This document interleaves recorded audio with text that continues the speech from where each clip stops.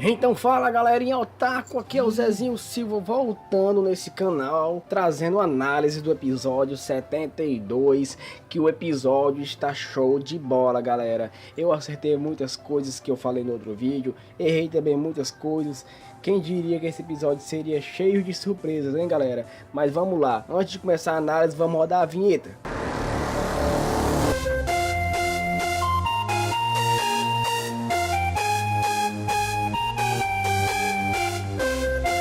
Nesse episódio começa logo a parte em que Goku tinha morrido, tá certo? Que a gente viu no outro episódio.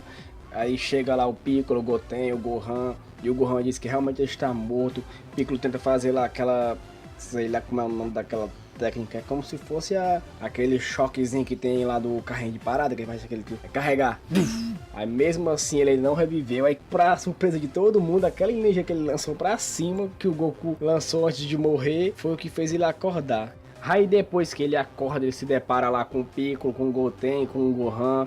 Aí o Piccolo pergunta como é que ele pode ter morrido por rito, se ele já enfrentou o rito e conseguia contra-atacar aquele poder do salto no tempo. E ele explica que tem um poder diferente, que agora ele consegue atravessar o rito sem atingi-lo, e achando totalmente estranho. Uma coisa que eu achei um pouco estranha, mas de certa forma tão engraçado, foi o Goten ter falado que iria vingar o seu pai, querendo matar Rito. Aí pra mostrar como o Goku é jogo doido mesmo, grita chamando o Rito, dizendo que não está morto e tudo. O Rito ainda tenta ajudar ele, dizendo que tem certeza que o matou, e que o trabalho já estava feito, mas o homem é jogo doido, chama ele pra matar ele embora e acabou a conversa. Aí o Goku leva ele lá pra uma floresta, onde dá pra perceber que o poder dele é como se fosse um Zanzouken, que ele consegue criar clones e ainda consegue dividir o seu Ki com esses clones. É como se fosse aquele do Tenshinhan. A diferença desses dois poderes, o poder do Rito, é que os seus clones não conseguem ser atingidos. É por isso que eu falei no começo que é como se fosse um Zanzouken. Aí ele atira um poder como se viesse de outro local, sai de dentro da árvore para atingir o Goku. Depois eles vão lá para um local mais amplo, mais aberto, onde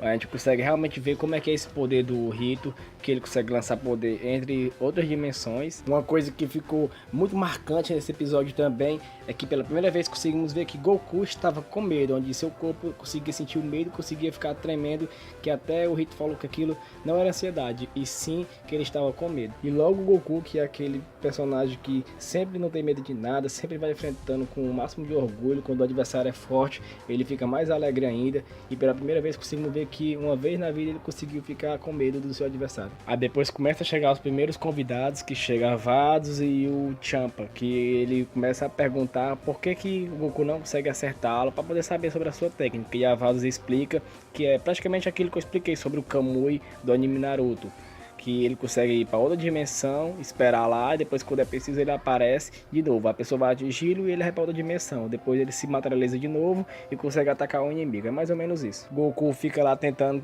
quase que acerta. Só que aí depois quem aparece o Bills, o Ace e o Vegeta. Depois eles vão voltar para a luta. E o Goku, como já é um gênio na luta, descobriu como é que funcionava o poder do Rito. Aí quando ele vai lá, libera seu Ki ao máximo, que consegue quebrar essa parede de espaço e tempo do Rito. Aí ele lança um Kamehameha, e depois da explosão só aparecem os dois lá caídos. Aí depois uma coisa engraçada que só de ter visto foi que vimos o Vegeta com ciúmes porque viu que o Goku estava alegre em lutar com o Rito. Aí o Goku explica que o Rito tinha vindo para matá-lo e ele não tinha outra saída a não ser lutar também. E aí que vem a grande surpresa desse episódio, que vai dizer quem foi que ordenou a morte do Goku. E o grande inimigo secreto que desejou a morte do Goku foi